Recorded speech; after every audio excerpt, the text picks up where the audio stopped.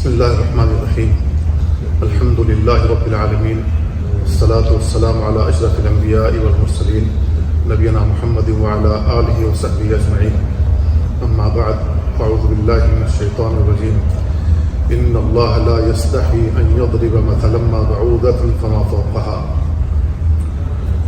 برادران اسلام، عزیز بھائیوں،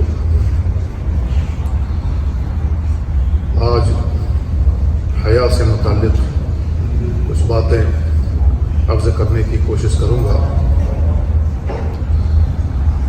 قرآن کریم کی جو آیت پڑھی گئی اس میں اللہ رب العالمین نے بیان فرمایا، اللہ رب العالمین مچھر یا اس سے بھی کوئی چھوٹی مخلوق کی مثال بیان کرنے سے حیا نہیں کرتا ہے۔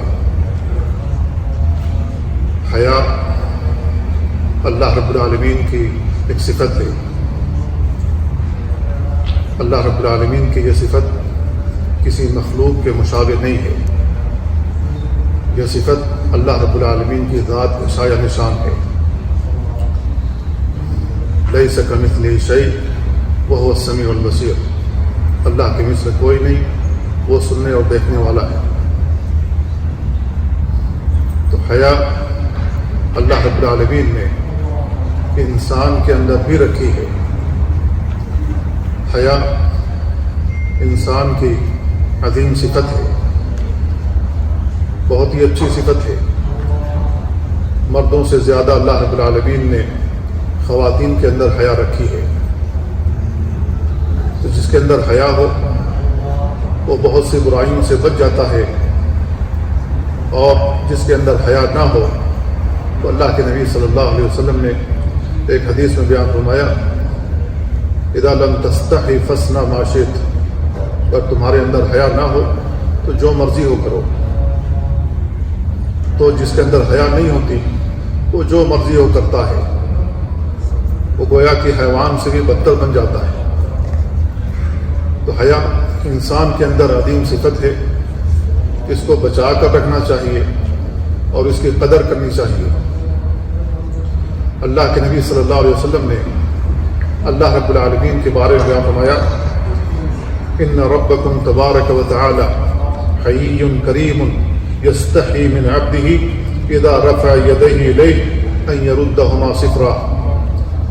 آپ نے بیان فرمایا، بے شک تمہارا رب بہت ہی حیادار اور کریم ہے۔ جب بندہ اپنے رب کی بارگاہ میں دعا کے لیے ہاتھ اٹھاتا ہے تو اللہ رب العالمین کو حیا آتی ہے کہ اس کو خالی ہاتھ نہیں لوٹا دے۔ تو اس حدیث میں اللہ کے نبی صلی اللہ علیہ وسلم نے اللہ رب العالمین کے لیے اس کی صفت حیا ثابت کی ہے، لہذا ہم اللہ رب العالمین کی صفت پر ایمان لاتے ہیں۔ یہ عظیم ترین صفت ہے۔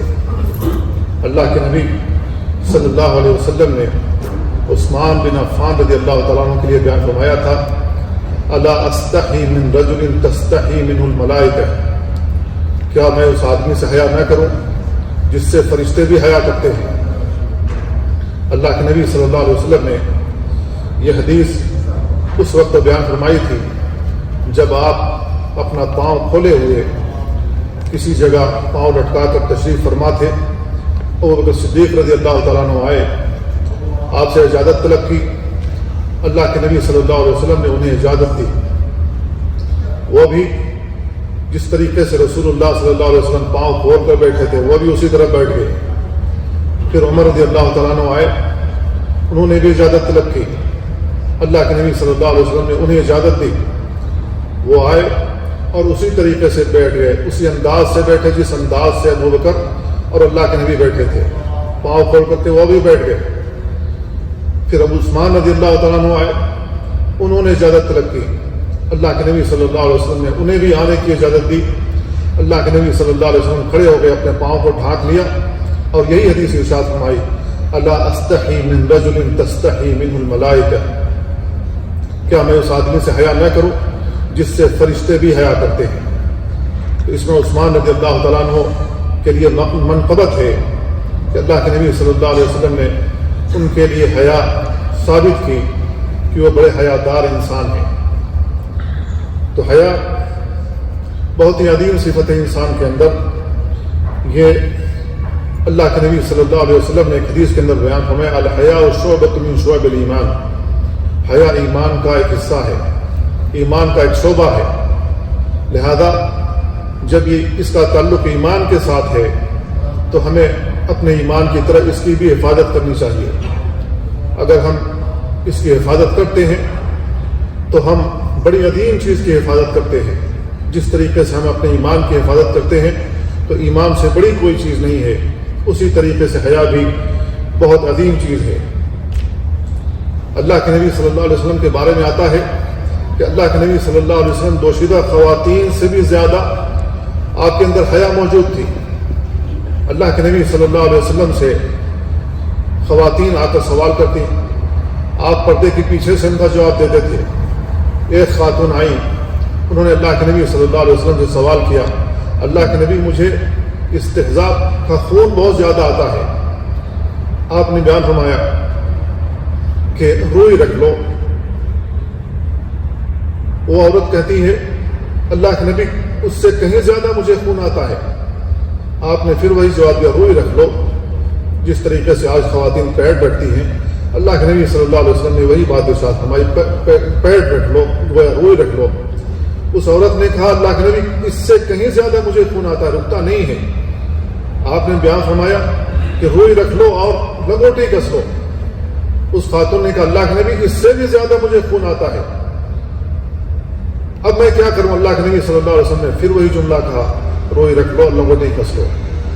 وہ دراصل قریدنا چاہتی تھی، اللہ کے نبی صلی اللہ علیہ وسلم آپ روئی رکھنے کو تو کریں، لیکن میں کیسے رکھوں؟ اللہ کے نبی صلی اللہ علیہ وسلم شرم کی وجہ سے، حیا کی وجہ سے وہ لفظ نہیں استعمال کر سکتے تھے جس کو ہم اور آپ بہت آسانی سے استعمال کر لیتے ہیں۔ خواتین کی، اپنی بیویوں کی بہت سی باتیں، پوشیدہ باتیں اپنے دوستوں سے شیئر کر دیتے ہیں، بتا دیتے ہیں۔ اللہ کے نبی صلی اللہ علیہ وسلم نے یہ لفظ بھی گوارا نہیں کیا کہ انہیں بتائیں کہ کس طریقے سے رکھنا ہے۔ دراصل وہ وہی پوچھنا چاہتی ہے، اللہ کے نبی کیسے رکھوں؟ امہات المومنین میں سے کوئی بیوی اللہ کے نبی صلی اللہ علیہ وسلم کی آئی اور ان کا ہاتھ پکڑ کر کے اندر لے گئی اور ان کو طریقہ سکھلایا کہ کیسے رکھنا ہے۔ اللہ کے نبی صلی اللہ علیہ وسلم حیا کی وجہ سے بہت سے الفاظ جس کی وضاحت مطلوب ہوتی تھی، لیکن حیا کی وجہ سے آپ اس کو نہیں کہہ سکتے تھے۔ اللہ کے نبی صلی اللہ علیہ وسلم کی حیا کا یہ عالم تھا۔ ام المؤمنین عائشہ رضی اللہ تعالیٰ عنہا کہتی ہیں کہ اللہ کے نبی صلی اللہ علیہ وسلم کا انتقال ہو گیا، آپ کی قبر انہی کے حجرے میں بنائی گئی، تو ام المؤمنین عائشہ رضی اللہ تعالیٰ عنہا اس کمرے میں، اس روم میں، اس حجرے میں آتی جاتی تھی، اپنے کپڑے اتار لیا کرتی تھی۔ ان کا کہنا تھا کہ اس میں میرے شوہر ہی تو دفن ہیں۔ پھر 2 سال کے بعد ان کے والد ابو بکر صدیق رضی اللہ تعالیٰ عنہ کا انتقال ہو گیا، وہ بھی اسی کمرے میں دفن کیے گئے۔ تو بھی ام المؤمنین عائشہ رضی اللہ تعالیٰ عنہ اس کمرے میں آتی جاتی تھی، اپنے کپڑے اتار کر رکھ دیا کرتی تھی، اپنے برقعے اتار کر ٹانگ دیا کرتی تھی۔ ان کا کہنا تھا کہ اس میں میرے شوہر اور میرے والد ہی تو دفن ہیں۔ پھر ان کے بعد عمر رضی اللہ تعالیٰ عنہ جب شہید ہوئے 10 سال کے بعد اور اسی کمرے میں دفن کیے گئے، تو ام المؤمنین عائشہ رضی اللہ تعالیٰ عنہ کہتی ہیں، فواللہ ما دخلت الا وانا مشدودة علی ثیاب حیاء من عمر۔ عمر رضی اللہ تعالیٰ عنہ سے حیا کرنے کی وجہ سے میں اب اپنے کپڑے وہاں نہیں اتارا کرتی تھی۔ یہ اللہ کے نبی صلی اللہ علیہ وسلم کی بیوی کی حیا تھی۔ اللہ کے نبی صلی اللہ علیہ وسلم نے ایک حدیث کے اندر ارشاد فرمایا، الحیاء خیر کلہ، او قال الحیاء کلہ خیر۔ صحیح مسلم کی روایت ہے کہ حیا کے اندر، حیا پورا کی پورا خیر سے عبارت ہے، حیا کے اندر مکمل خیر ہے۔ عبداللہ بن عمر رضی اللہ عنہ کہتے ہیں، ان حیا والایمان قرنا جمیعا، ایمان اور حیا دونوں ایک ساتھ بیان کیے گئے۔ فَإِذَا رُفِعَ أَحَدُهُمَا رُفِعَ الْآخَرُ، اگر ان میں سے ایک اٹھا لیا گیا تو دوسرا بھی اٹھا لیا جاتا ہے۔ لہذا ہمیں اپنے ایمان کی جس طریقے سے حفاظت کرنے کی توقع ہوتی ہے اور ہم اپنے ایمان کی حفاظت کے خواہاں ہوتے ہیں، اسی طریقے سے ہمیں اپنے حیا کی بھی رکشا کرنی چاہیے، اس کی حفاظت کرنی چاہیے، کیونکہ حیا سے بہتری آتی ہے، حیا کے اندر خیر ہے۔ حیا سے وہ چیز حاصل کی جا سکتی ہے کہ مالداری سے، بہت بڑی بڑی چیزوں سے بھی نہیں حاصل کی جا سکتی۔ اللہ رب العالمین نے بیان فرمایا وجاءت احداہما تمشی علی استحیاء، موسیٰ علیہ السلام کے واقعے کی طرف اشارہ ہے۔ موسیٰ علیہ السلام جب مدین کی طرف گئے تو ایک خاتون حیا کرتے ہوئے آئی اور ان سے کہنے لگی کہ میرے والد آپ کو بلاتے ہیں اس چیز کا اجر دینے کے لیے، اس چیز کا بدلہ دینے کے لیے کہ آپ نے ہمارے جانوروں کو پانی پلایا تھا۔ تو اس خاتون نے جو حیا کرتے ہوئے آئی تھی موسیٰ علیہ السلام کو حاصل کر لیتی ہے، اور امرأۃ العزیز، عزیز مصر کی جو بیوی تھی وہ باوجود ہی کی بڑی مالدار تھی، ایک بادشاہ کی بیوی تھی، لیکن وہ حیادار نہیں تھی، وہ بدفعلی کرانا چاہتی تھی، وہ یوسف علیہ السلام کو نہیں پا سکی، وہ یوسف علیہ السلام کو حاصل نہیں کر سکی، باوجود ہی کہ وہ مالدار تھی، لیکن ایک حیادار خاتون اپنے حیا کی وجہ سے موسیٰ علیہ السلام کو حاصل کر لیتی ہے۔ تو حیا اتنی عظیم چیز ہے، لہذا اس کی ہمیں حفاظت کرنی چاہیے۔ اللہ کے نبی صلی اللہ علیہ وسلم نے ایک حدیث کے اندر ارشاد فرمایا ہے جو عبداللہ بن مسعود رضی اللہ تعالیٰ سے مروی ہے، استحیوا من اللہ عز وجل حق الحیا، قال قلنا یا رسول اللہ انا نستحی والحمد للہ، قال لیس ذلك ولكن من استحیا من اللہ حق الحیا فلیحفظ الرأس وما حوى وليحفظ البطن وما وعى وليذكر الموت والبلى ومن أراد الآخرة ترك زينة الدنيا فمن فعل ذلك فقد استحيا من الله عز وجل حق الحياء۔ اس حدیث میں اللہ کے نبی صلی اللہ علیہ وسلم ارشاد فرماتے ہیں کہ اللہ رب العالمین سے جس طریقے سے حیا کرنے کا حق ہے اس طریقے سے حیا کرو۔ تو وہ کہتے ہیں کہ ہم نے کہا اللہ کے نبی الحمدللہ، ہم تو اللہ رب العالمین سے حیا کرتے ہیں۔ آپ نے بیان فرمایا یہ مقصود نہیں ہے، لیکن اللہ رب العالمین سے حیا کرنے کا جو حق ہے اس طریقے سے حیا کرو۔ اگر اس طریقے سے حیا کرنا چاہتے ہو فَلْيَحْفَظِ الرَّأْسَ وَمَا حَوَى، تو اپنے سر کی حفاظت کرو اور سر کے اندر جو کچھ ہے اس کی حفاظت کرو۔ سر کے اندر کیا ہے؟ کان ہے، سر کے اندر آنکھ ہے، سر کے اندر زبان ہے، منہ ہے، لہذا ان تینوں کی حفاظت کرو۔